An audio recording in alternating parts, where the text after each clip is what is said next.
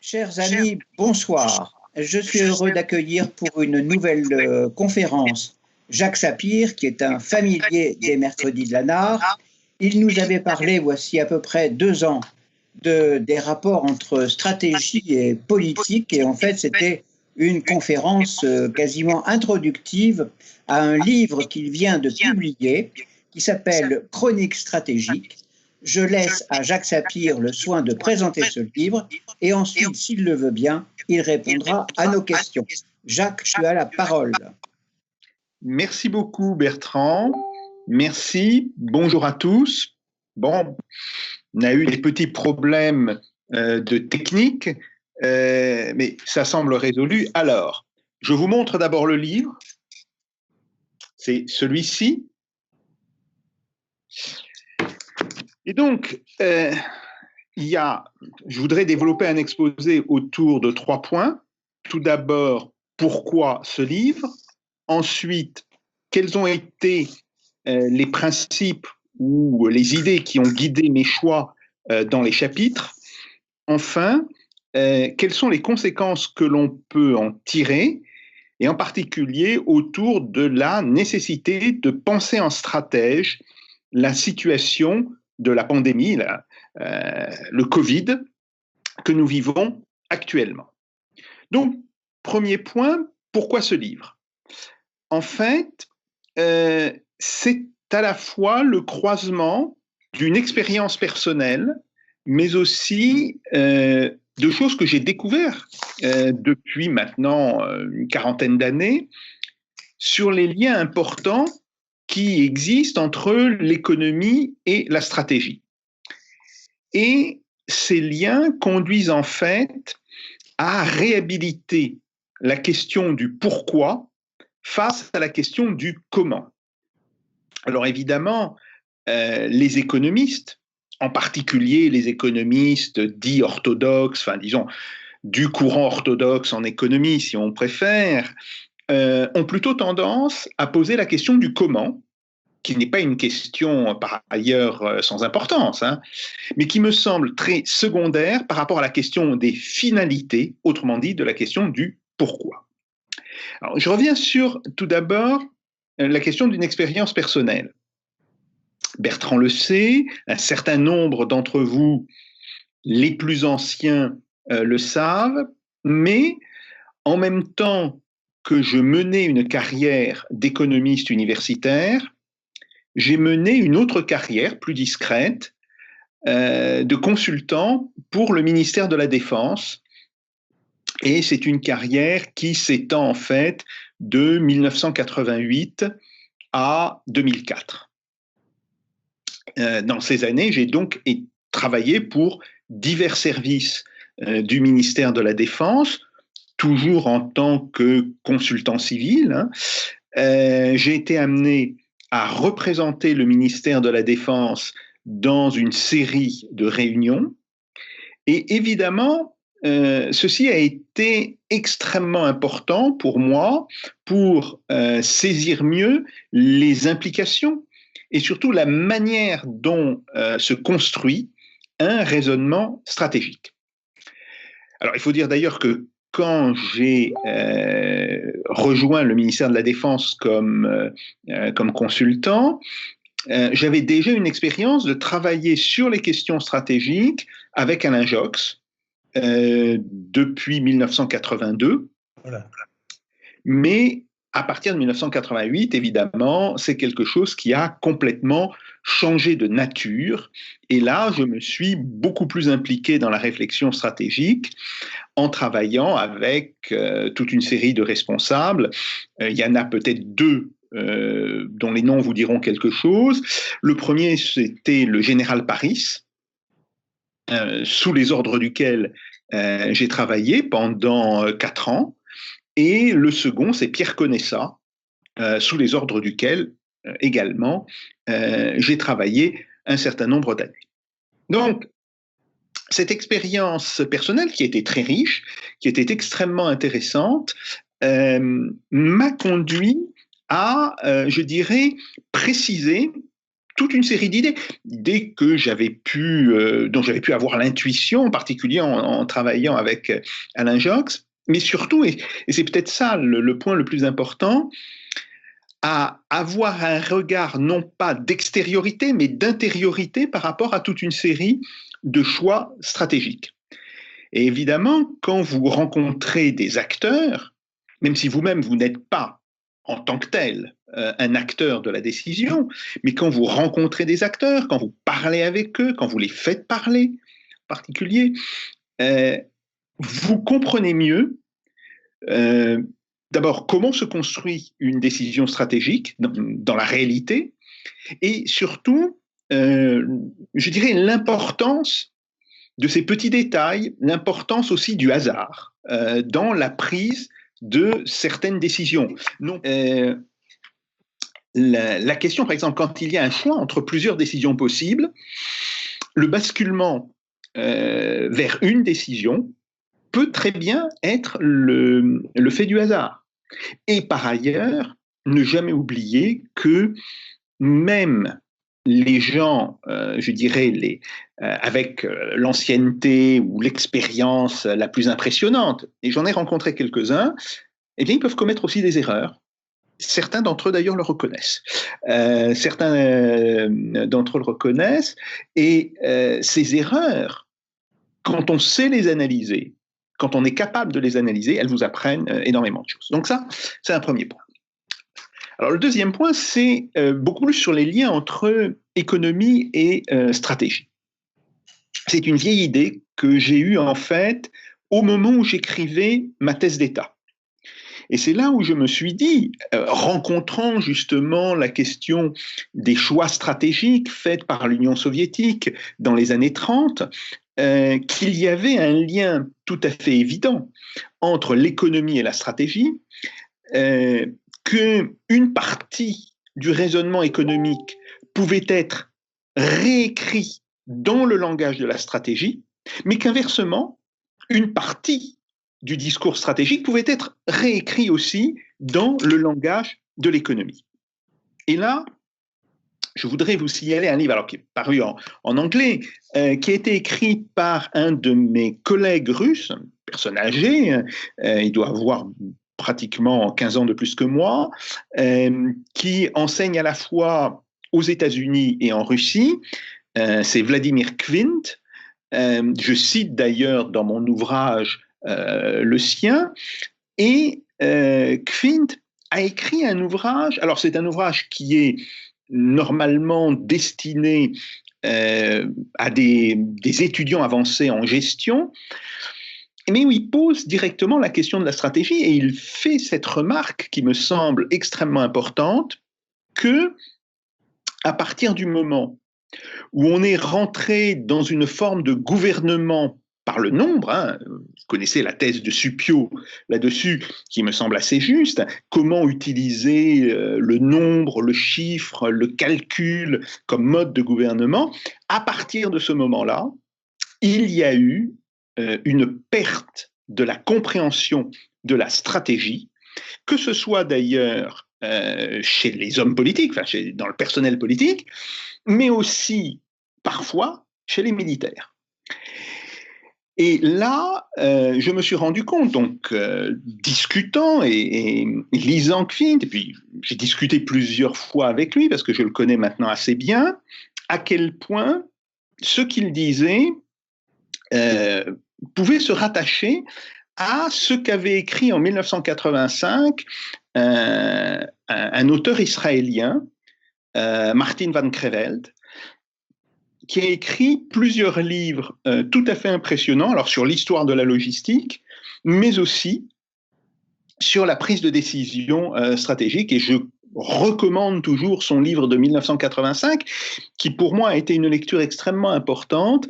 C'est Le commandement dans la guerre, Command in War, où Martin van Creveld fait un petit peu l'histoire des méthodes et des principes de la prise de décision, du commandement, donc de la prise de décision bien sûr, et il montre justement comment dans une certaine situation, alors quand on est poussé par le développement des moyens de calcul, des ordinateurs, de tout ça, eh bien, on peut aboutir justement à des formes de pathologie informationnelle. Et vraiment, je recommande les 2 derniers chapitres de son ouvrage, qui sont des ouvrages, qui sont des chapitres tout à fait importants, où il articule toute une série d'idées. Je rappelle que c'est en 85, même avant, il a dû écrire ça en 83-84. Le livre date de 85, et en fait, quand on a analysé les erreurs qui ont été commises par l'armée américaine en Afghanistan, mais aussi le processus de déclenchement de la crise de 2008-2009, eh bien, on a vu qu'on retombait sur toute une série de notions qu'il avait créées ou qu'il avait exprimées justement dans ce livre de 1985. Donc voilà, importance vraiment pour un économiste de penser la stratégie. Alors, les 2 points sur lesquels, évidemment, c'est le plus important, c'est tout d'abord le problème de la logistique. La logistique, évidemment, est essentielle dans l'art de la guerre. Hein. Je me rappelle une des premières formules que j'ai entendues de la bouche même du général Paris, disant l'amateur s'occupe de tactique, le professionnel s'occupe de logistique. Bon. Mais qui prend tout son sens parce que, à travers la notion de logistique, on voit comment, à certains moments, économie, en particulier l'économie industrielle, et la stratégie s'articulent, se combinent, et évidemment, cette notion de logistique est extrêmement importante, mais elle peut être importante hors des situations de guerre, et on voit bien, je vais faire là une petite digression, mais on voit bien par exemple que dans la crise du Covid, que ce soit sur la question des masques, des tests, et aujourd'hui sur la question du vaccin, c'est bien le problème de la logistique qui est posé, et on voit qu'on peut tenir tous les discours volontaristes que l'on veut, si on n'a pas conscience de l'importance de la logistique, eh bien, on se comporte comme un amateur. Donc ça, c'est le premier point. Deuxième point, c'est sur les notions d'information, et là encore, on va voir très vite que obtenir la bonne information n'est pas tout, encore faut-il savoir l'utiliser. Et là, j'avoue avoir été extrêmement influencé par le fait que, donc voyageant beaucoup aux États-Unis pour le compte du ministère de la Défense, je passe en 1990, je passe environ 15 jours à la Naval Postgraduate School de Monterey, qui est en fait une école supérieure, enfin disons l'équivalent d'un 3e cycle universitaire créé par la marine, mais ouvert à toutes les armes de l'armée américaine, où des officiers passent des thèses, que ce soit des thèses en technique militaire ou que ce soit des thèses en sciences sociales d'ailleurs. Bon, je suis devenu ami avec plusieurs des professeurs de la Naval Postgraduate School, et en 91-92, ils m'ont proposé, j'étais là d'ailleurs moi-même pour donner des conférences, et ils m'ont proposé d'aller écouter un très vieux monsieur qui faisait un cours réservé d'ailleurs à des étudiants qui étaient en train de terminer leur thèse, autrement dit des officiers qui allaient achever justement la Naval Postgraduate School, sur de l'usage du renseignement et de l'information dans la décision stratégique. Je reviendrai après là-dessus, mais ça a été pour moi le moment de comprendre, d'apprendre aussi toute une série de choses qui sont extrêmement importantes. Alors j'en viens au 3e point. Évidemment, tout cela tourne autour de la question des finalités. Et on peut dire que la stratégie, c'est fondamentalement la question des finalités d'une action. Bien sûr qu'une fois que la finalité a été définie, il faut encore savoir comment on la met en œuvre. Donc ça, c'est la question du comment. Mais la définition de la finalité, de ce que l'on veut, du fait que très souvent on est dans une succession d'étapes, il faut donc penser non pas simplement l'étape en cours, mais il faut être capable de se projeter sur plusieurs étapes successives vous connaissez la fameuse métaphore du jeu d'échecs, et on dit, et c'est tout à fait exact, que les bons joueurs sont capables de prévoir de 20 à 30 coups en avance, justement. Donc cette question du pourquoi, elle est tout à fait essentielle. Or, s'il y a bien une discipline où la question du pourquoi a été enterrée sous la question du comment, c'est justement l'économie. Et là, je n'ai pas pu ne pas, en tant qu'économiste, moi-même, me poser toute une série de questions et me dire, mais comment en est-on arrivé là?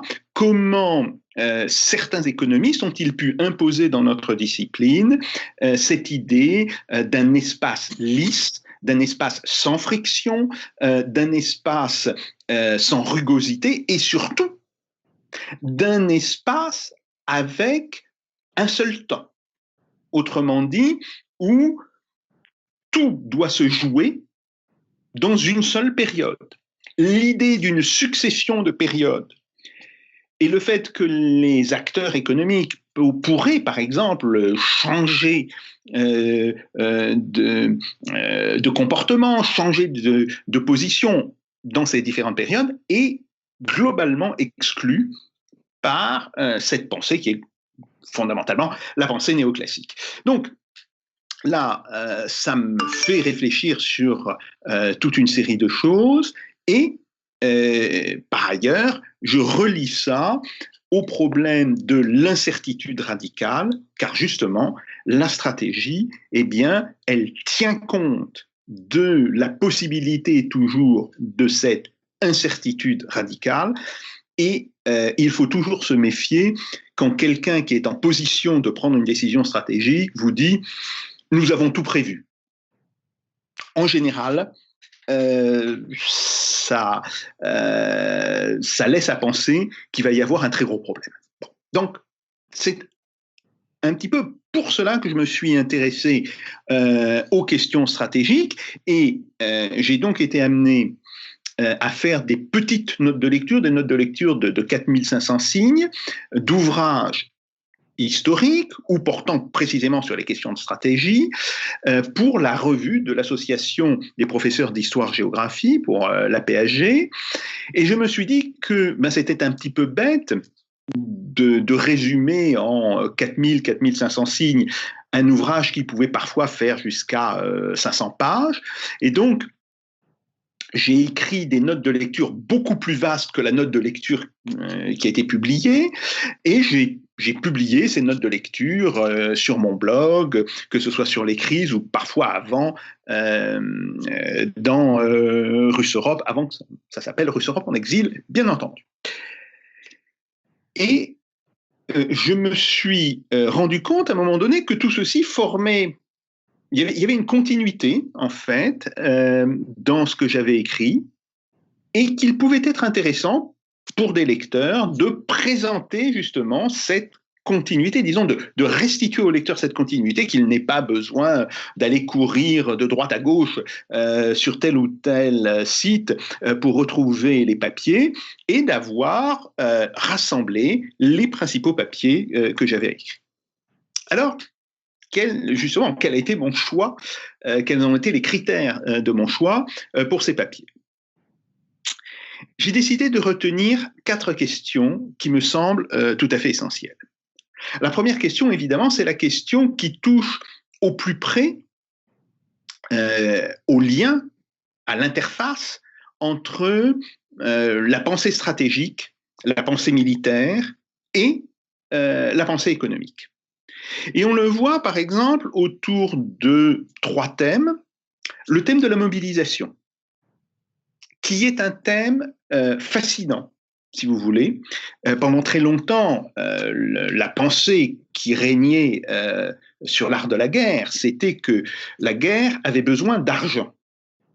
Or, à partir de la guerre de sécession, et probablement un petit peu avant même, mais certainement à partir de la guerre de sécession, la guerre devient industrielle.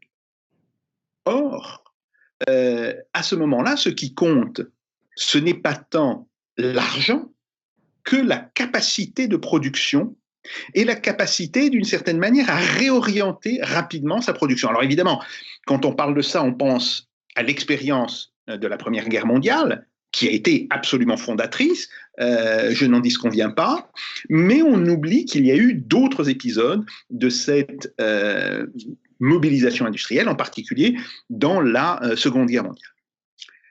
Lié à cela, aboutit le problème de la concentration des moyens. Alors, vieux principe militaire, hein, il faut toujours concentrer ses moyens, on apprend que c'est une faute grave que de disperser ses moyens, bref. Mais la concentration de certains moyens peut prendre des formes où, là encore, l'économique et le stratégique se combinent. Et c'est en particulier dans le cadre de la Première Guerre mondiale, la constitution de ce qu'on appelle la réserve d'artillerie du Grand Quartier Général, qui est l'œuvre du général Buat, qui va jouer un rôle essentiel dans la capacité de l'armée française d'abord à casser les offensives allemandes en 1917, puis à partir de 1918 à prendre elle-même l'offensive. Et là, on s'aperçoit qu'il y a eu toute une lutte politique autour de ces questions-là. Alors, Michel Goya, dans son livre absolument magnifique, Les vainqueurs, en parle, et il en reparle aussi un petit peu dans son livre S'adapter pour vaincre, mais on comprend bien que c'est cette notion d'avoir des moyens immédiatement disponibles dans la main du stratège qui peut à ce moment-là faire porter ses moyens à un endroit précis qui devient tout à fait essentiel. Troisième point lié à ces questions-là, c'est la question de l'adaptation. L'adaptation non seulement en termes militaires, mais l'adaptation aussi en termes économiques, voire sociaux. Parce que on se rend compte que la guerre est un ferment de transformation extrêmement important dans les sociétés, mais que, d'une certaine manière, globalement, cette nécessité d'une adaptation se pose, y compris en temps de paix. Et là, on voit que un système qui est peu adaptable peut se révéler très performant dans un certain contexte, mais quand le contexte évoluera, il perdra évidemment de sa performance. L'exemple classique consiste à opposer là les armées professionnelles ou les armées ayant un très fort corps de doctrine, comme l'armée allemande, à des armées qui sont des armées de conscription, qui en règle générale sont beaucoup moins bien préparées à une guerre, et ce n'est pas... ce n'est pas un secret. L'armée française a subi des revers au début de la Première Guerre mondiale, évidemment, au début de la phase active de la Seconde Guerre mondiale, sauf que si l'instrument militaire survit au premier revers, il commence immédiatement là un processus d'adaptation à la situation et qui peut l'amener à un niveau d'efficacité très supérieur que l'instrument qui était parfaitement adapté à sa tâche au début, mais qui a peu de capacité d'adaptation. Donc, cette notion d'adaptation, elle est en réalité extrêmement importante, en particulier si l'on se met dans un cadre temporel plus long que dans le cadre immédiat. Et donc, c'est ce qui explique un petit peu les trois premiers articles qui ouvrent ce livre et qui portent sur la mobilisation, la concentration et l'adaptation. Après, le deuxième point, c'est que j'ai voulu traiter de débats et de controverses qui sont effectivement des choses importantes. Alors, politiquement, économiquement, et il y a deux débats ou deux controverses emblématiques, celle autour des bombardements américains sur la France occupée. Alors, quelqu'un que je ne connaissais pas, mais que mes amis connaissaient bien, qui est professeur à l'école de guerre aux États-Unis, a écrit un livre qui est d'ailleurs important, qui n'est pas du tout un livre à négliger, sur les bombardements américains en France. Mais malheureusement, pour un militaire, en plus, c'est ça qui est très, très intéressant, il adopte un point de vue doloriste. Et si on sort de ce point de vue doloriste, on peut poser toute une série de questions sur sa méthode, non pas tellement sur les choses qu'il décrit, mais sur les choses qu'il ne décrit pas, sur les choses dont il ne parle pas. Donc, ça a été, si vous voulez, la raison pour laquelle j'ai fait cette recension assez fouillée du livre de M. Bourque, et puis l'autre personnage très controversé, mais il me semble intéressant justement de rentrer dans sa controverse, c'est l'amiral Thierry d'Argentlieu, alors, auquel on peut faire certains procès justifiés, mais auquel on a fait surtout des mauvais procès, où on n'a pas compris quelle était sa position. Et là, la biographie de Thierry d'Argentlieu, qui a été publiée il y a maintenant 3 ans, me semble quelque chose de tout à fait remarquable. Et vraiment, ça vaut le coup d'analyser, de réfléchir visiblement à la fois au point fort du personnage, qui en avait, et peut-être plus qu'on ne le croit, mais aussi aux points faibles, et qui ne sont pas nécessairement ceux que l'on croit. Je dirais, et là, c'est quelque chose où mon ami et notre ami Bernard Bourdin m'a beaucoup apporté, c'est que Thierry d'Argentlieu a cherché à avoir une théologie politique, et que Bernard Bourdin défend la thèse qu'une théologie politique chrétienne, en tous les cas, est une impossibilité.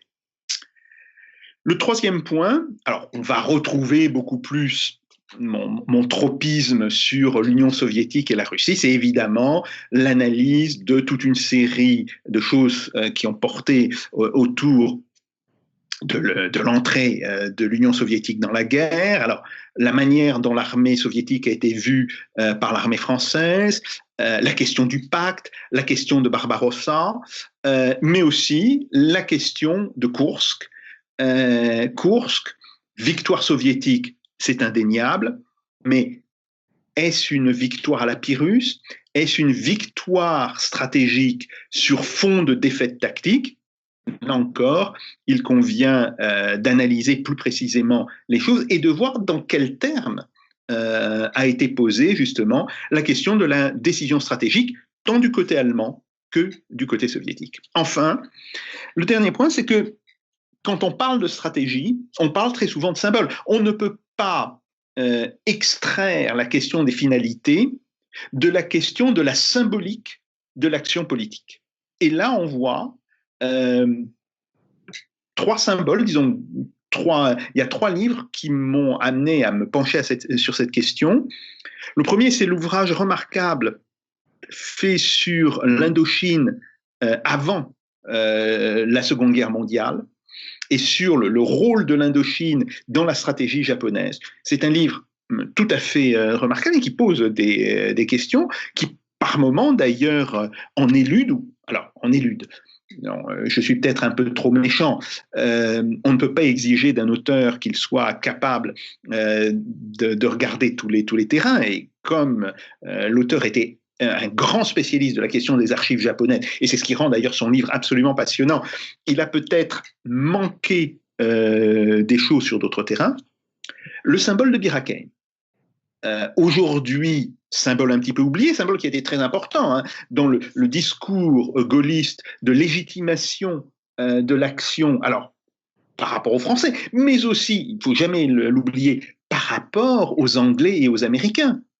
C'est grâce à la défense de Bir Hakeim que alors les Anglais, mais que les Américains ont commencé à prendre un petit peu au sérieux le général de Gaulle et la France libre. Et même du côté allemand, parce que Bir Hakeim, c'est le moment où les dirigeants allemands, Hitler y compris, se rendent compte que, bon, cette France qu'on pensait avoir écrasée complètement en 1940, elle est capable, avec très peu d'hommes, de bloquer notre machine. Il faut peut-être réviser certains des jugements que nous avions portés à l'époque. Et puis une troisième chose, c'est la biographie de Suzanne Cointe, qui est un personnage qui a deux faces. Une face connue, qui porte sur, je dirais, son rôle dans les organisations culturelle du Parti communiste ou proche du Parti communiste, essentiellement sur la musique. Elle a été l'une des dirigeantes de la chorale populaire de Paris de 1935 à 1939. Bon, ceci est connu, mais qui a aussi une dimension beaucoup moins connue. Elle était visiblement une militante de l'Internationale communiste. Et là,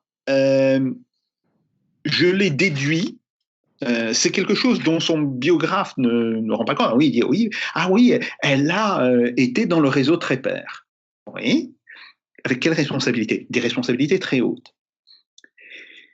Et quand on reprend l'histoire, on se rend compte qu'il y a toute une série de points où il devient assez évident que Suzanne Cointe a été une militante de l'Internationale communiste, quelqu'un qui a joué un rôle extrêmement important et qui a été, alors consciemment ou non, mais c'est pas, de certaine manière, c'est même plus la question, elle a fait partie des soldats de Berzine, Berzine qui était le patron du renseignement militaire soviétique, qui était liquidé dans une purge en 1938, mais les conditions de sa liquidation sont quand même assez intéressantes. Berzine semble avoir été quelqu'un qui n'a jamais oublié son passé et son rôle de militant politique derrière ses nouvelles fonctions de maître. Et Berzine, il est le père de 3 opérations essentielles dans le renseignement. C'est d'abord Trépère, l'Orchestre Rouge. C'est le réseau Ramsay, autrement dit Sorgue, au Japon. Et c'est Karl Rado, Lucie, en Suisse.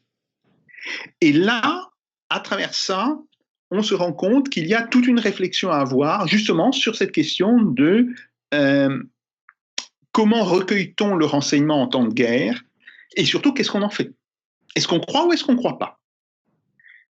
Évidemment, avec Sorgue et Trépère, se pose la question de savoir pourquoi Staline n'a-t-il pas cru ces personnes? Dernier point, la conclusion, on pensait en stratège partant de Covid.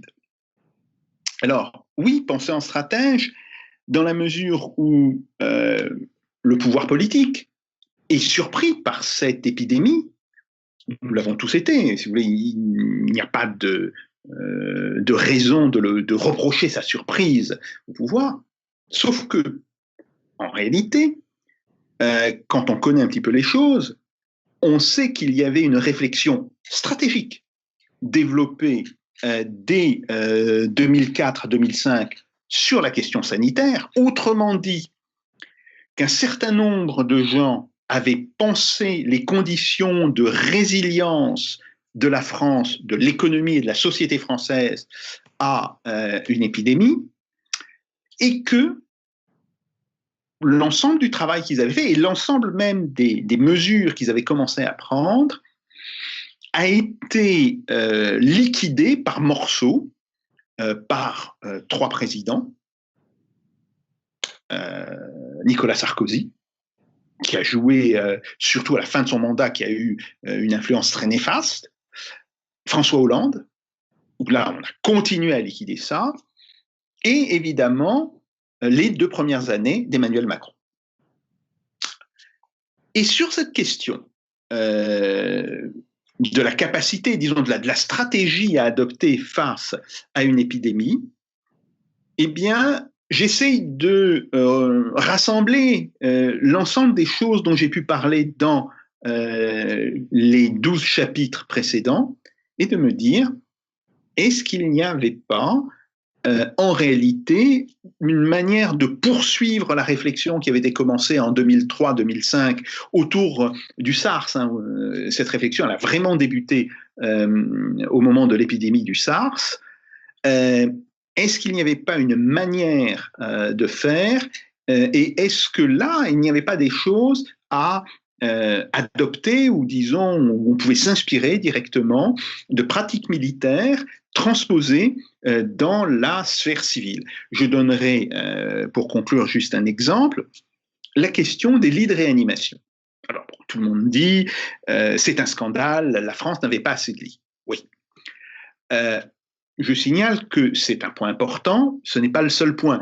L'Allemagne en avait plus, mais elle semble rencontrer des problèmes du même ordre qu'a pu rencontrer la France. Donc, un problème. Pourquoi ? Parce qu'évidemment, un lit de réanimation, c'est du matériel. Donc, il fallait avoir des stocks de matériel. Mais c'est surtout un personnel humain. Et là, on se rend compte que ce qui a manqué, et quand on interroge les Allemands, c'est ce qui bloque aujourd'hui en Allemagne, c'est le fait que oui, l'Allemagne a 24 000 lits de réanimation, mais elle semble ne pouvoir en utiliser que 12 à 13 000, parce qu'elle n'a pas le personnel, alors qu'elle a les lits. Quand je dis les lits, elle a les respirateurs, elle a l'ensemble des équipements. Et là, il fallait poser le problème. On ne peut pas demander effectivement à avoir de quoi faire tourner 20 ou 25 000 lits de réanimation en termes de personnel tout le temps, en période normale. Mais peut-être que l'on peut penser des personnels qui auraient les compétences, qui viendraient justement entretenir leurs compétences de manière régulière auprès des services de réanimation qui fonctionnent en temps normal, et ces personnels pourraient être mobilisés justement en période de crise et à ce moment-là permettrait au système hospitalier de faire monter très rapidement le nombre de lits de réanimation réellement disponibles, non pas sur le papier, mais en termes de fonctionnement réel, de manière extrêmement rapide.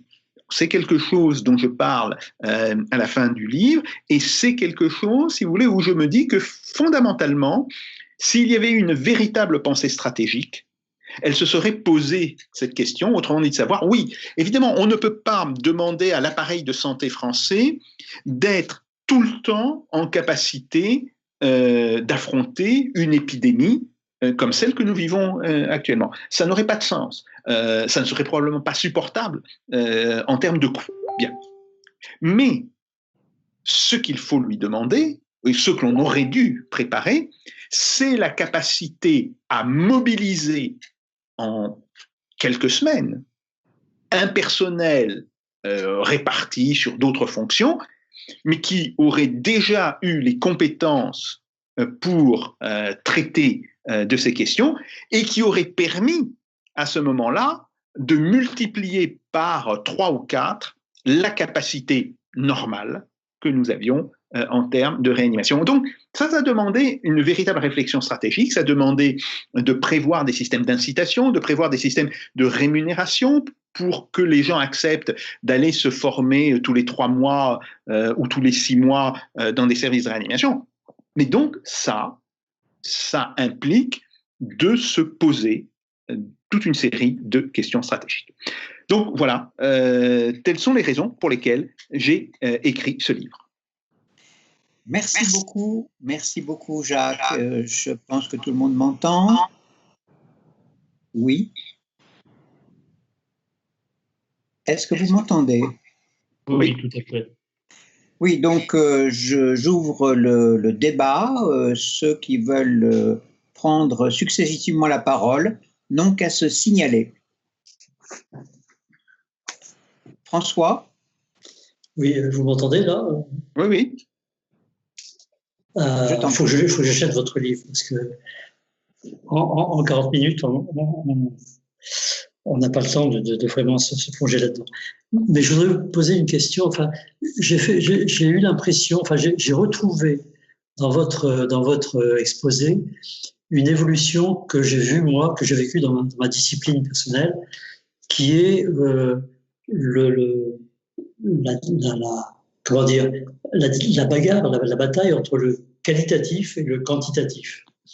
Vous connaissez l'expression qu'on nous a assénée, qualitative is for quantitative. Bon, on a souffert de ça pendant longtemps, mais je sais que dans ma discipline, qui est l'éco-éthologie, l'éthologie comportementale, on est passé d'une vision strictement quantitative, qui était, on peut dire, le behaviorisme, par exemple, à quelque chose d'un peu moins modélisé strictement, qui était l'école objectiviste de Lorenz et compagnie, puis la sociobiologie connue, et enfin, on est maintenant dans de l'écologie comportementale. On est arrivé à cette conclusion, et j'ai l'impression que votre relation entre pourquoi et comment, c'est celle-là, c'est la relation entre pourquoi qui est qualitatif d'une certaine façon et comment qui est strictement quantitatif. Quand vous dites l'économie a enterré le pourquoi sur le comment, je me demande si ce n'est pas parce qu'elle a donné trop confiance aux mathématiques, aux modélisations, etc. Et j'ai l'impression l'impression que j'ai eue, je me trompe peut-être, hein, dites-moi si je me trompe, mais c'est celle-là, c'est que vous êtes en train de nous dire, on s'est noyé sous une analyse, disons, mathématique, en oubliant complètement pourquoi on la faisait, et que ce pourquoi, en fait, n'est pas quantifiable. Il est, après tout, les militaires de génie, et tous ces gens-là, sont des gens qui ont eu des intuitions, pas des modèles. Est-ce que je me trompe? Est-ce que ça correspond un peu à ce que vous disiez? Alors, ce n'est qu'une partie, c'est vrai, mais ce n'est qu'une partie. En réalité, le problème en économie vient de ce que les économistes néoclassiques, depuis un article assez fameux de Havelmo, qui a été publié en 1944, et qui fonde d'ailleurs les bases de l'économétrie, estiment que l'univers économique est parfaitement probabiliste. Autrement dit, même si nous ne les connaissons pas, il y a des lois de probabilité qui s'appliquent à tout. Bien. Et ça, évidemment, c'est quelque chose qui est directement orthogonal à la pensée de gens comme Keynes, comme Hayek aussi, qui eux pensent qu'il peut y avoir un imprévu radical, une incertitude radicale, bon, etc., qui remet en cause. Alors, je signale que Keynes était loin de délaisser les mathématiques. On sait peu que sa thèse, elle est faite en mathématiques, elle n'est pas faite en économie, en fait. Et d'ailleurs, que sa thèse qui porte justement sur la question des probabilités, elle est l'objet d'une recension par Bertrand Russell. C'est pas rien, si vous voulez, pour un jeune thésard en mathématiques, d'avoir droit à une recension de Sir Bertrand Russell de son travail. Donc voilà. Hayek a commencé à travailler, en fait, quand il travaille sous von Mises, sous les ordres de von Mises, il commence à travailler en mathématiques aussi. Enfin, il commence à faire de l'économétrie. Enfin, bien sûr, une économétrie qui est beaucoup plus primitive que l'économétrie actuelle. Donc, le problème, c'est beaucoup plus, d'abord, comme vous l'avez dit, la perte de sens de l'usage des mathématiques. Non qu'il ne faille pas utiliser les mathématiques, mais encore faut-il savoir pourquoi on le fait, pourquoi, dans quelles conditions, etc. Mais surtout, la question de savoir, est-ce que l'on est face à un univers où tout est probabilité, ou est-ce qu'il peut y avoir des bifurcations radicales qui, elles, ne peuvent pas être probabilisées. Et ça, il y a un économiste de la génération d'après Keynes et Hayek, qui d'ailleurs, alors c'est très amusant, il a été l'élève des deux. Il allait, dans les années 37-38, il allait à la fois écouter Keynes à Cambridge et il revenait en début de semaine à Londres et il allait écouter Hayek à la London School of Economics. Bon. C'est George Shackle. Alors, George Shackle, ça ne va pas dire grand-chose aux gens aujourd'hui. Il a pourtant été l'un des économistes les plus importants à la fin des années 40 et au début des années 50. C'est quelqu'un qui a eu une très, très, très, très grande réputation et qui, dans son ouvrage Les anticipations en économie, Expectation in Economics, fait justement la distinction entre ce qui est improbable et ce qui est incertain. On dit improbable, c'est-à-dire que vous vous trompez dans l'attribution d'un ordre de probabilité à un événement. Mais ça ne veut pas dire que vous ne puissiez pas donner un ordre de probabilité. Bon, vous êtes trompé parce que vous ne connaissiez pas suffisamment de choses là-dessus. Ça, c'est pas grave.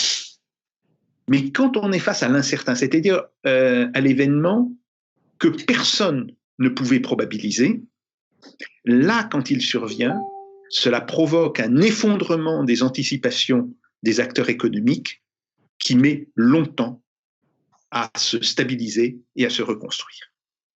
Et donc, il fait bien la distinction entre les deux. Ça, on voit, c'est un élève de Keynes comme un élève de Hayek. Et là, effectivement, il dit, quand on est face à l'incertain, il faut de la réflexion stratégique. Seule la capacité à innover, à inventer un avenir, non pas à suivre la route toute tracée vers l'avenir, mais à inventer son propre chemin vers l'avenir, là, c'est la seule possibilité de réaction. Ouais, c'est ça.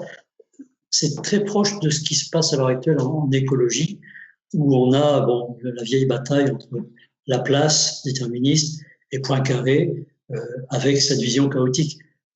On est, nous, dans cette vision où nous sommes dans un système modélisable, toutes choses égales d'ailleurs, tant qu'on n'arrive pas à un événement chaotique. Celui-ci arrivant, on va changer de scénario, ou bien on connaît le prochain scénario, ou bien on ne le connaît pas, et là c'est ce que vous dites, on d'un point de stratégie.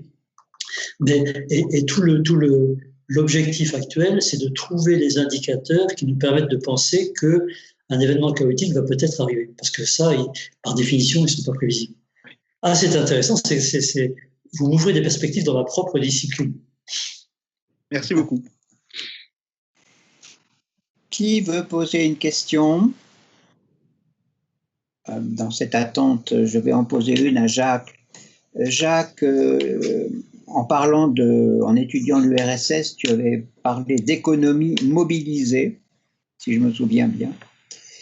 Est-ce qu'on peut concevoir une économie mobilisée dans un cadre, disons, non dictatorial? Alors,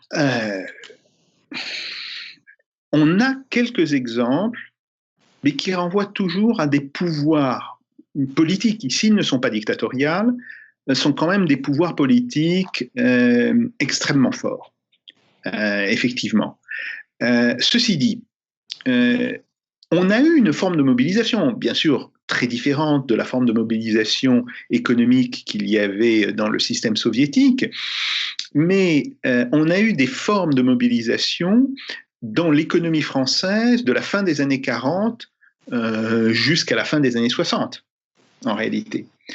Et là, on voit que ce type de mobilisation peut s'accommoder de régimes comme les gouvernements de la 4e République, hein, qui sont des gouvernements instables, etc.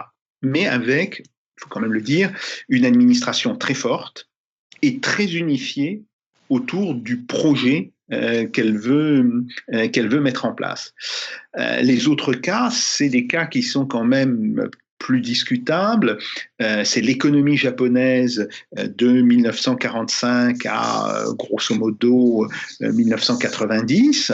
Le Japon est formellement une démocratie, mais on sait qu'il fonctionne en réalité autour d'un parti dominant. le Parti libéral, et qu'il faudra attendre justement une série de scandales dans les années 90 pour qu'il y ait la première fois une alternance au Japon. Donc, le Japon ne peut pas se qualifier de démocratie, en tous les cas pas au sens Europe occidentale. Cas de la Corée aussi, typiquement une économie mobilisée, mais là aussi on a un régime qui est en partie dictatorial, puis qui après se démocratise, se libéralise au sens politique, hein, pas au sens économique, au sens politique du terme pendant le départ, mais qui reste quand même un régime de fortes contraintes pendant longtemps. Quand on aboutit à un régime qui est beaucoup plus de type démocratique occidental, ben justement, c'est le moment où il n'y a plus de mobilisation économique. Donc, la question, effectivement, se pose. Elle se pose aussi de savoir où se trouve la frontière entre dictature et tyrannie. Bon, je ne t'apprends pas, et tous les gens qui me lisent le savent, j'ai toujours considéré que la dictature, étymologiquement, fait partie de la démocratie. En tous les cas, elle est un instrument dont se dote la démocratie. Mais on sait aussi que très souvent, ces instruments sont dévoyés, sont détournés de leur sens, et on peut arriver à des situations tyranniques. Donc, ça pose une véritable question. Autrement dit, jusqu'à quel point peut se constituer un consensus politique entre les différentes classes, entre les différents groupes sociaux, autour de quelques objectifs économiques, qui permet, d'une certaine manière, de donner au pouvoir politique, en tous les cas, cette continuité pour la mise en place d'une stratégie de mobilisation. Alors, je répète, c'est ce qui s'est passé en France de 1945 à 47-48, quand ça s'est constitué, autour du commissariat général au plan, en fait.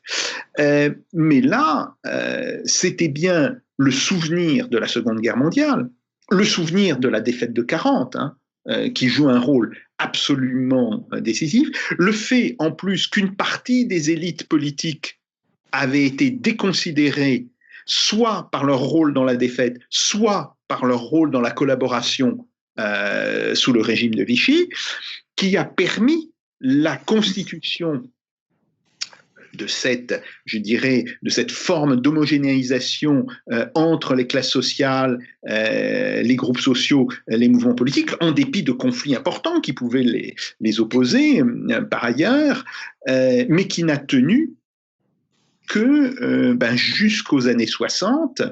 Et aux années 60, on voit commencer à se déliter le système. Pourquoi ? Parce qu'il a rempli sa tâche. La France a été reconstruite, elle a été modernisée, elle est redevenue une grande puissance économique. A-t-on toujours besoin d'une forme de mobilisation ? Ma réponse personnelle serait de dire oui, pas sur les mêmes objectifs, mais il fallait maintenir, en tous les cas, un certain nombre des institutions de cette mobilisation. Néanmoins, à partir d'un moment, on voit très bien que les objectifs ayant été remplis et une génération ayant passé, car c'est aussi un point important, les gens qui arrivent dans des positions de responsabilité dans les années 70 ou le début des années 80 ne sont pas du tout les mêmes que ceux qui avaient pris des responsabilités au sortir de la résistance en 1945.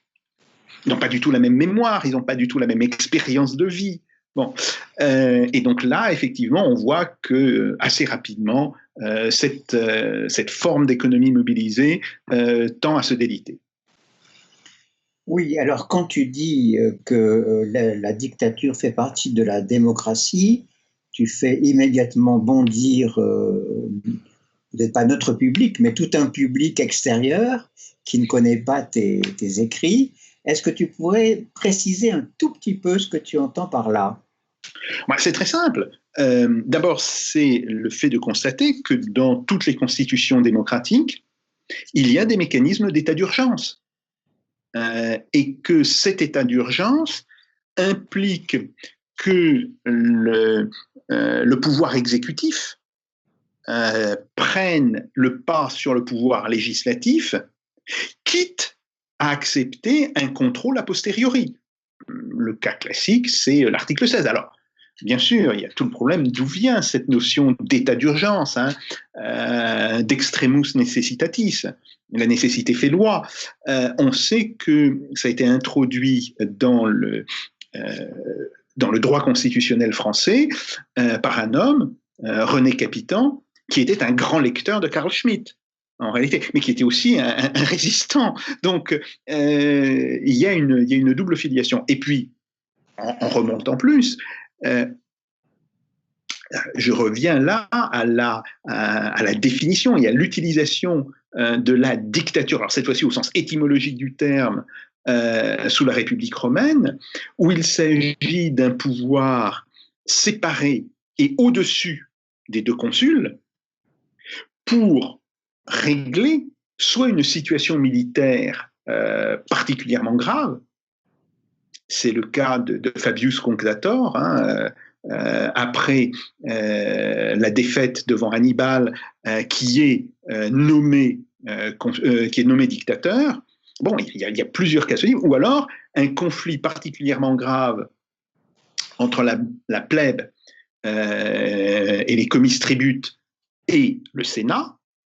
Et là encore, c'est le rôle du dictateur d'essayer d'arriver à un compromis. Bon. Mais il y a aussi des cas où on sort de l'épure, on sort de ce cadre, et où le dictateur devient une forme de tyran. C'est le cas de Sylla, bien connu, qui exerce la dictature sans limitation de durée, etc.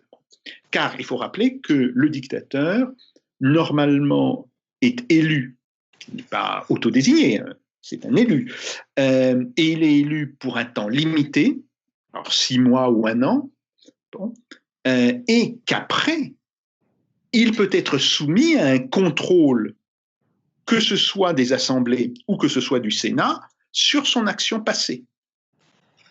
D'ailleurs, il y a une anecdote assez connue. Fabius Cunctator, Fabius le temporisateur, dictateur, cherche à ramener un petit peu d'ordre et d'organisation dans Rome, qui était très ébranlée par sa défaite devant les troupes carthaginoises, et Hannibal lui tend un piège. Il ne dévaste pas les domaines que possède la famille des Fabiusi, qui sont extrêmement importants, qui sont au sud de Rome. Manière de faire croire, ou il espère que le peuple romain croira qu'il a passé un accord secret avec Fabius, et que c'est pour cela qu'il épargne les biens fonciers de la famille Fabius. Bon, alors ça ne va pas marcher, mais ça prouve que Hannibal avait une intelligence quand même du système romain, et qu'il a tenté quelque chose, parce que il ne savait pas trop comment s'en défaire de ce dictateur. Et le point important aussi, c'est que Fabius, à la fin de son mandat, quitte son mandat sans aucun problème. Le Sénat, comme les comices tributes, font le bilan de son action, et il est blanchi de toute accusation. Bon, alors on reconnaît en particulier que c'est sur ses propres deniers qu'il a racheté une partie des prisonniers romains. Bon, donc voilà. Autour de cette histoire, on voit bien qu'il y a l'idée que le dictateur concentre un certain nombre de pouvoirs, mais pour un temps donné, pour un but donné, et qu'il est toujours susceptible d'un contrôle a posteriori sur son action. Et donc ça montre bien qu'il y a toujours en réalité la règle de droit de la démocratie qui s'applique. Très bien. Qui veut intervenir? Oui, j'aurais une question. Déjà, je vous remercie pour cet exposé qui était très intéressant. Vous avez parlé à la fin de votre grande intervention de la question des réserves. Il y a bien entendu les réserves militaires, vous avez parlé des réserves sanitaires.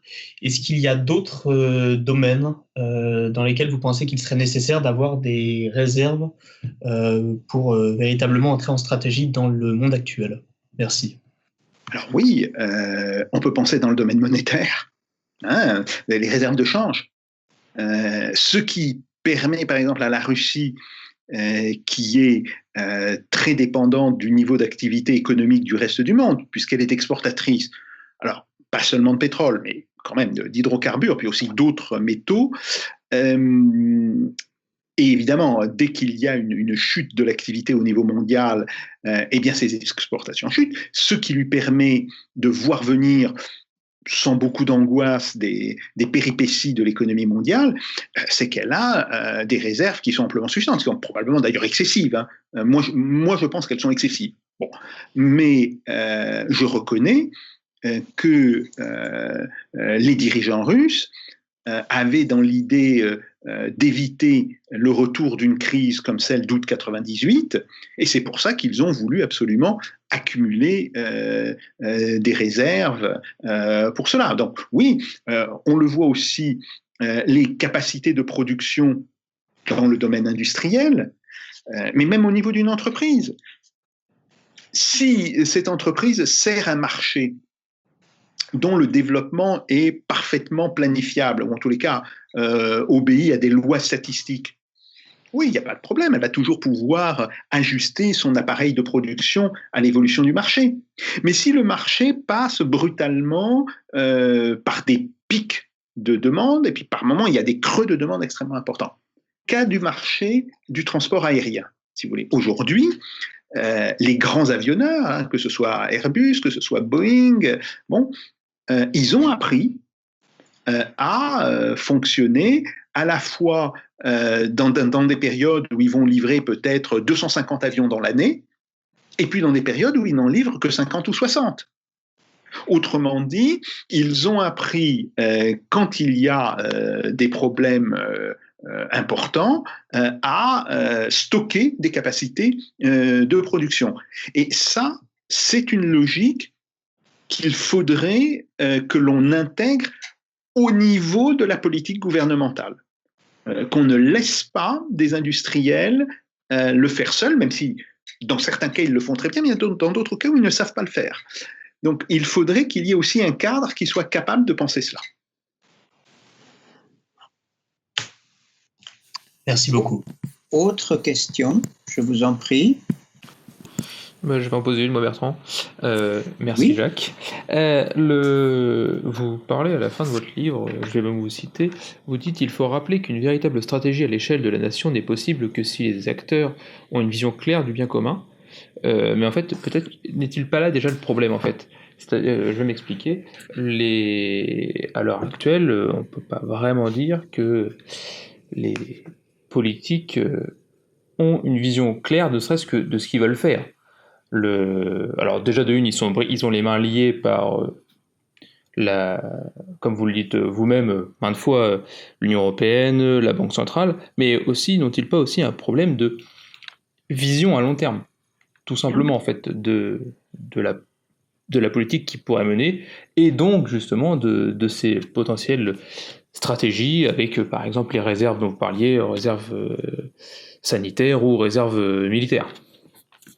Merci. Oui, tout à fait. Mais ça, c'est un problème de génération. Nous sommes confrontés aujourd'hui à des femmes et des hommes qui, dans leur formation, dans le début de leur pratique comme personnel politique,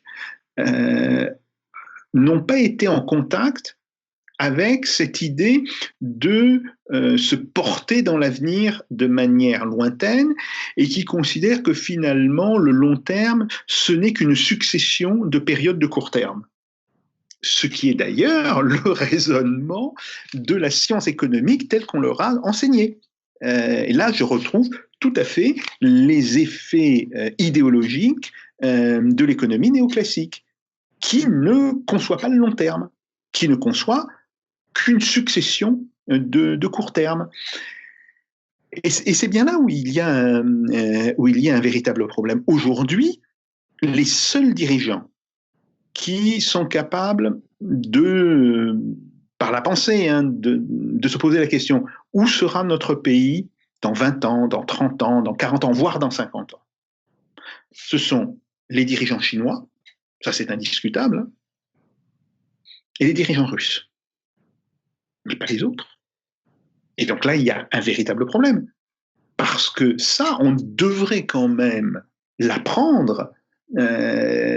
Si vous voulez, on devrait dire à ces jeunes qui font l'ENA ou qui font une autre école, écoutez, bon, vous pensez savoir comment gérer des problèmes de court terme, mais essayez d'imaginer ce que pourraient être les 20 prochaines années en France, compte tenu du fait que vous ne savez pas tout.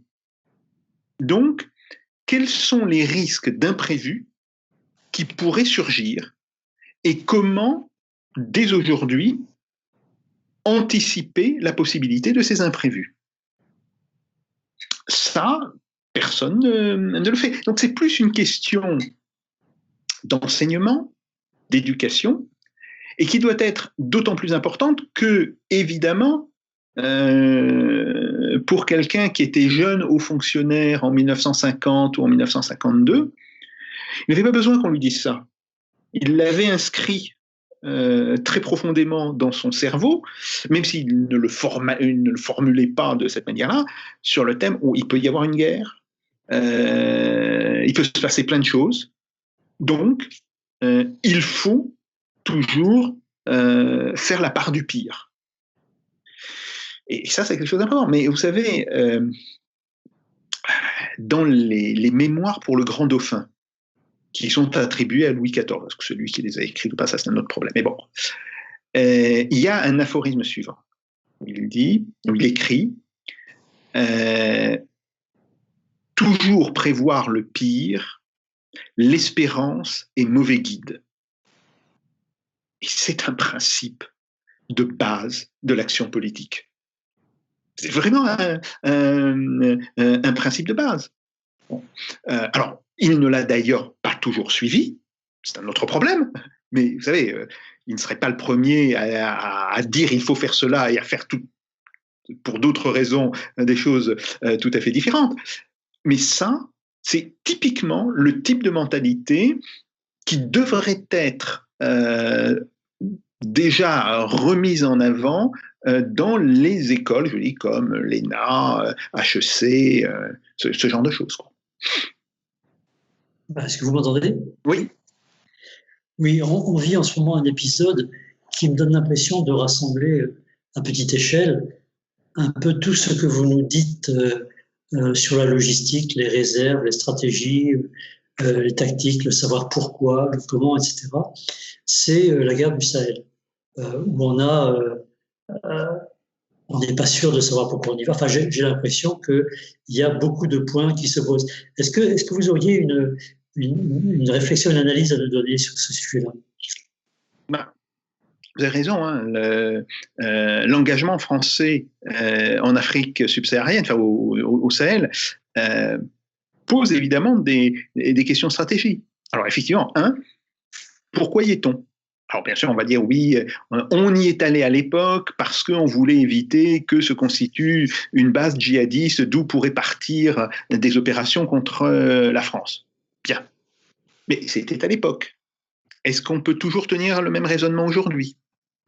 Par ailleurs, si on y va uniquement pour ce type de choses, on n'agit pas, on réagit en réalité. Et on voit bien d'ailleurs que l'engagement français au Sahel est une réaction aux succès initiaux des djihadistes qui menaçaient Bamako. Donc, il faudrait peut-être se poser la question de savoir, qu'est-ce qu'on fait là-bas? Est-ce qu'il y a de bonnes raisons pour que l'on y soit?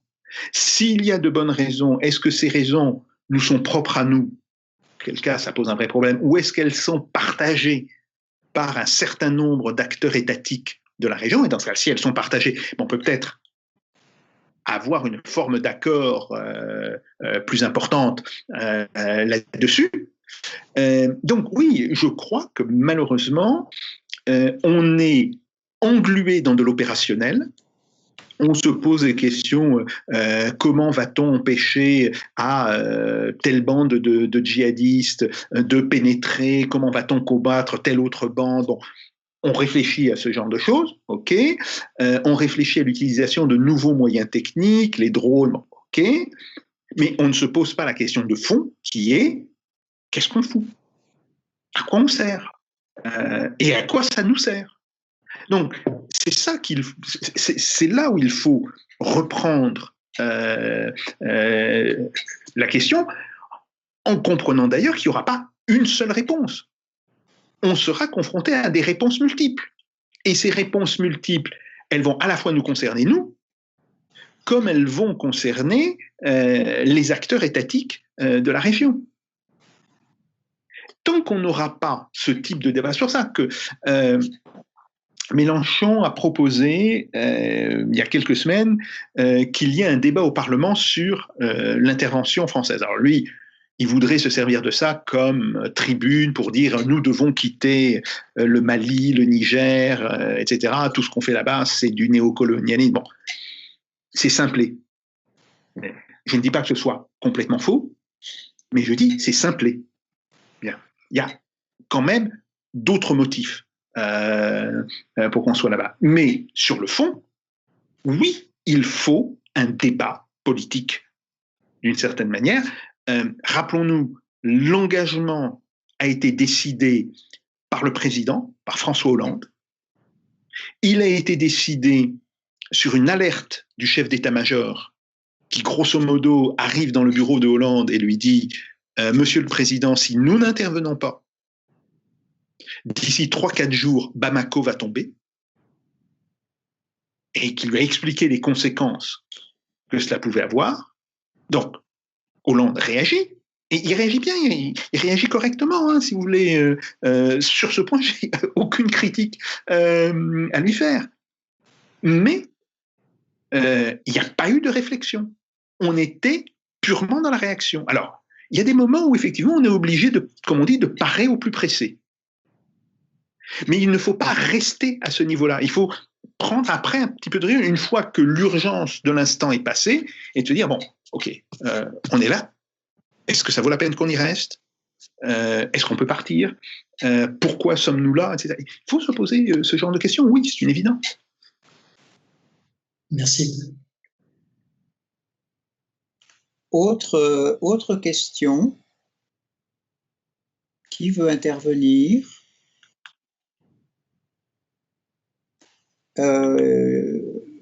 Oui, non, ça nous entraînerait un petit peu loin. J'aurais aimé que tu as évoqué un petit peu les questions de renseignement. Et dans ton livre, tu prends deux grands exemples. L'un très connu, Staline par rapport à la menace d'attaque allemande, et l'autre, c'est Pearl Harbor. Alors Staline, tu le dis toi-même, il y avait la part de paranoïa, il y avait beaucoup de facteurs, la terreur qui pesait sur l'entourage de Staline, qui faisait qu'on ne pouvait pas lui dire de faire attention à un certain nombre de renseignements, par exemple, tandis que Pearl Harbor, c'est tout à fait différent. Les Américains savent également que les Japonais vont attaquer, mais ils ne pensent pas du tout à Pearl Harbor, ils pensent que c'est trop loin pour les Japonais, et quand les signaux arrivent, les signaux très précis, les alertes radars, etc., ils ne les voient pas non plus, et c'est la catastrophe. Donc, est-ce que tu peux revenir un peu sur ce type d'événement par rapport justement aux questions de stratégie et de décision dans l'incertitude? Oui, tout à fait. Le cas de Pearl Harbor est effectivement extrêmement intéressant parce qu'il montre comment, en ayant pratiquement la totalité des cartes dans les mains, les États-Unis ont quand même été pris par surprise. Et là, je crois qu'il y a un problème fondamental. Ça s'appelle le racisme. Je pense, alors, quand je dis je pense, j'en ai beaucoup discuté avec mes collègues américains, donc je vous dis au début des années 90, dans ce fameux cours sur de l'utilisation stratégique du renseignement en temps de guerre, et qui était fait par un vieux monsieur qui devait avoir 90 ans, ou bien 87-88 ans à l'époque, très vert encore, et qui avait été le numéro 2 du commandant Rochefort à Pearl Harbor en 41. Alors, ici un petit aparté, Rochefort, c'est une légende vivante dans la marine américaine.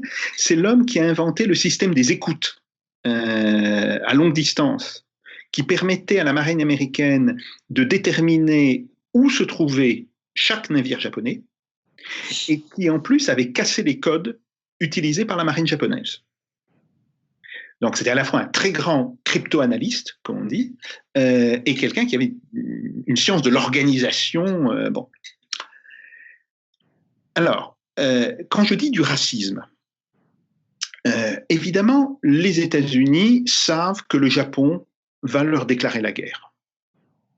Toutes les sources diplomatiques le montrent. Il suffit de regarder un petit peu dans les archives. C'est une évidence. Bien. Est-ce que les États-Unis avaient prévu quelque chose comme Pearl Harbor? La réponse est oui. Ils ont testé en 1937 la guerre du Pacifique, comme elle s'est d'ailleurs à peu de choses près déroulée dans la réalité, et ils ont testé une attaque contre Pearl Harbor de la marine japonaise. Donc, d'une certaine manière, ils étaient, enfin, en tous les cas, leurs officiers supérieurs étaient familiers avec ce type de scénario. Ce qui rend encore plus incompréhensible pourquoi ils ont été surpris. Mais là, on a un problème de nature tout à fait idéologique. Les responsables américains, en particulier dans la marine, qui est un corps, alors, ça dépend. Est-ce que l'on est sur des officiers aviateurs, des officiers sous-mariniers ou des officiers de la flotte de surface? Mais à l'époque, la marine américaine est essentiellement dominée par les officiers de la marine de surface, ce qu'on appelle le gun club, hein, les officiers des cuirassés. Et ces gens sont assez réactionnaires de mode de pensée. Et donc, ils sont racistes par rapport aux Japonais. Japonais, c'est des jaunes, ils sont pas capables d'eux, ils sont dans l'imitation. Et à partir, je dirais, sur ce fond de mépris raciste, ben, se développe l'idée que la marine japonaise peut tenter une grande opération, voire 2, 3, vous n'y pensez pas. Bon. Or, en réalité, première opération détectée, l'attaque sur les Philippines. Le commandement américain a fait survoler les îles de mer de Chine du Sud par des B-17 qui partaient de Manille, et c'est parfaitement que les Japonais sont en train de monter en puissance pour faire un débarquement aux Philippines. Donc ils disent, OK, on a notre grande opération. Puis, fin novembre, ils détectent, à la fois par des avions et par des sous-marins, un immense convoi japonais qui est en train de se former et qui commence à naviguer pour descendre vers la Malaisie. Ils disent, oula, ça, c'est les Britanniques qui vont le prendre dans les dents. D'ailleurs, l'amiral commandant l'Asiatic Fleet, qui est aux Philippines, il se concerte avec l'amiral britannique qui vient d'arriver à Pearl Harbor, Tom Phillips, et donc, ils disent, comment est-ce qu'on va pouvoir résister? Bon. Mais donc, ils ont leurs 2 opérations. Alors après, ce qui se passe, c'est que, en fait, que ce soit Rochefort ou que ce soit son numéro 2 qui faisait le cours, il savait que quelque chose en plus était en préparation. Et surtout, le 2 décembre, ils se rendent compte qu'ils ont perdu la flotte japonaise.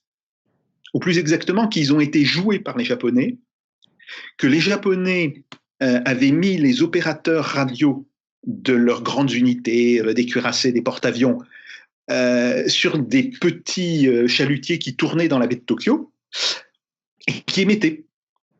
Donc pendant un temps, les Américains ont cru que la flotte japonaise était dans la baie de Tokyo, puis à un moment donné, ils ont eu des doutes et ils se sont dit non, c'est pas possible. Mais le fait qu'ils ne sachent pas où était la flotte japonaise ne leur disait pas où elle était.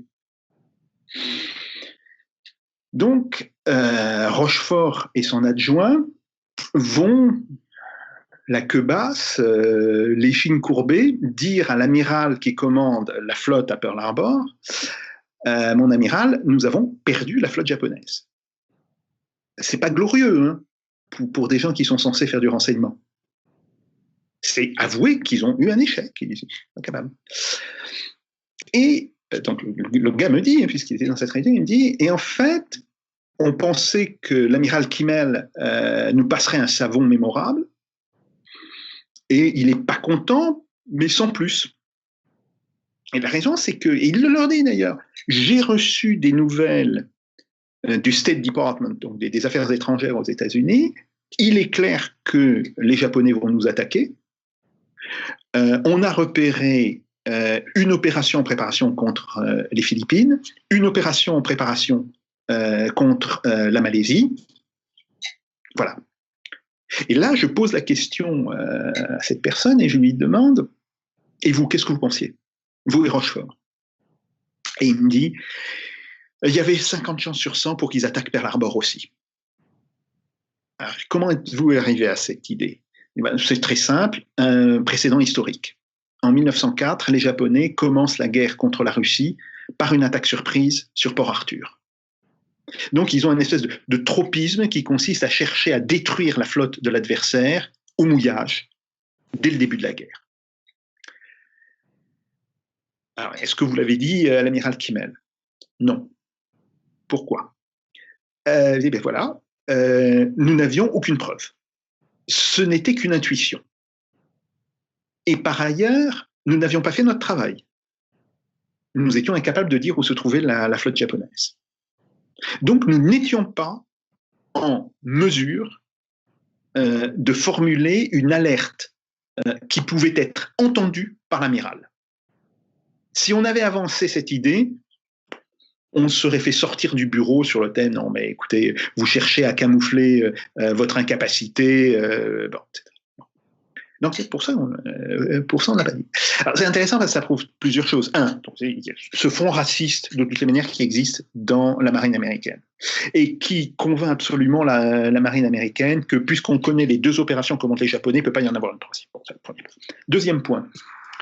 Problème de politique interne, ou plutôt de survie interne entre différents groupes d'officiers. Les officiers du renseignement se disent, c'est pas le moment de détruire le peu de crédibilité qui nous reste après notre échec en avançant une idée que nous ne pouvons pas de toutes les manières fonder. Bon. Donc, c'est la situation telle qu'elle est jusqu'au 7 décembre au matin. Et au 7 décembre au matin, il y a toute une série de choses qui indiquent qu'une attaque est en train va survenir rapidement. Il y a le fait que la marine américaine détecte des sous-marins nains japonais qui cherchent à rentrer dans Pearl Harbor. Et un navire américain commence à attaquer ce qu'il pense être un sous-marin nain japonais en lâchant des grenades. Évidemment, il fait un rapport à ses supérieurs, sauf qu'on est dimanche matin. Et dimanche matin, il n'y a que des officiers subalternes qui disent, bon, je le dirai à l'amiral quand il sera levé. Personne ne prend la responsabilité d'aller réveiller l'amiral. Après, sur l'histoire du radar, et qui est tout à fait exact, hein, les radars américains, le radar américain qui était installé sur un des sommets de l'île d'Oahu, a d'abord détecté l'avion de reconnaissance envoyé par les Japonais pour vérifier que la flotte américaine était bien au port. Et ensuite, il détecte la vague d'avions qui est en train d'arriver. Et là encore, c'est très intéressant. L'opérateur radar, qui est un simple soldat, hein, alors qui est un soldat avec des compétences techniques élevées, puisqu'il sait comment fonctionne son appareil, il est capable, le cas échéant, de le réparer, bon, etc. Mais il n'est qu'un simple soldat. Hein. Il appelle le sous-officier qui dirige le poste. Sous-officier, bon, il dit bon, prend son téléphone, il appelle Pearl Harbor et il tombe sur un officier, mais qui est là encore un officier subalterne.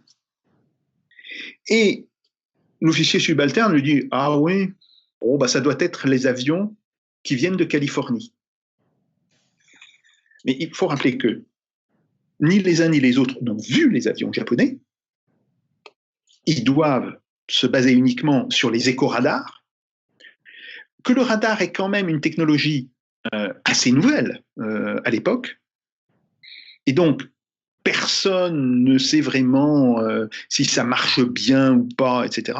Donc ça, c'est un autre problème extrêmement important. Et troisièmement, effectivement, Pearl Harbor attendait des avions venant de Californie. Bon, sauf que si l'officier subalterne avait eu une pleine connaissance de la technologie du radar, il aurait demandé, mais ce que vous voyez venir, ça vient de quelle direction?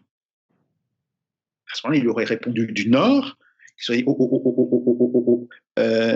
les avions, là, ils doivent venir de l'est.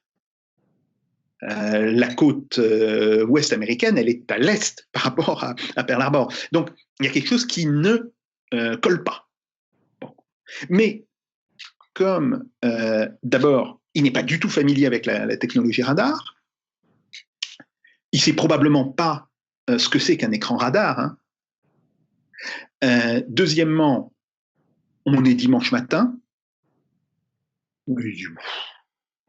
Qu'est-ce qui peut se passer un dimanche matin, hein? Bon.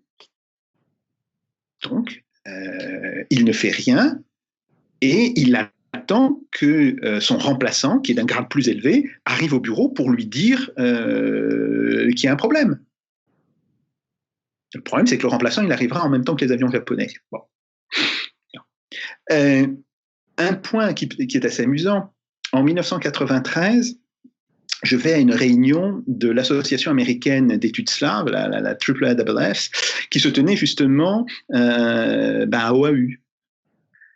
Et donc, je voyageais avec des collègues américains. Et au moment où on va se poser sur l'aéroport international de Pearl Harbor, alors il faut savoir que cet aéroport international, il sert aussi de base à l'US Air Force. Que les pistes sont communes entre l'aviation civile et l'aviation militaire. Bien. Et au moment où on va se poser, on est à quelques mètres du sol, on passe devant deux fantômes qui sont dans ce qu'on appelle en état de réaction rapide.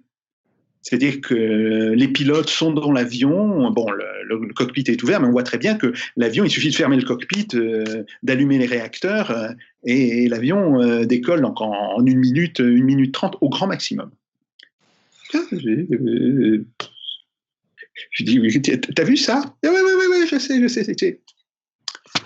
On s'est fait avoir une fois avec le pantalon sur les chevilles, pas deux. Voilà. C'était en 1993.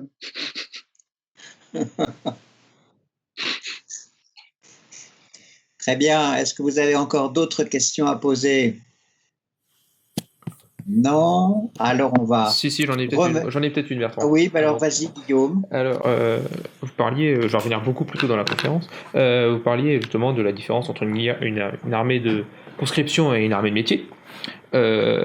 Il y a encore quelques pays qui pratiquent l'armée de conscription, je pense aux Suisses par exemple.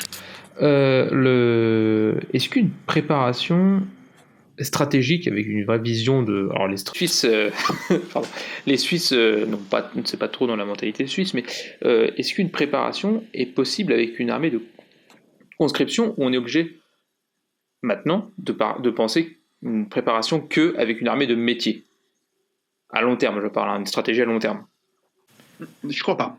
D'accord. Je ne crois pas parce que je pense... Alors bien sûr, il faudra toujours un cœur, un noyau d'armée de métier, mais il a toujours fallu, il a toujours été nécessaire. Bon, mais il y a toute une série de types de combats qui peuvent, je dirais, nécessiter des réservistes.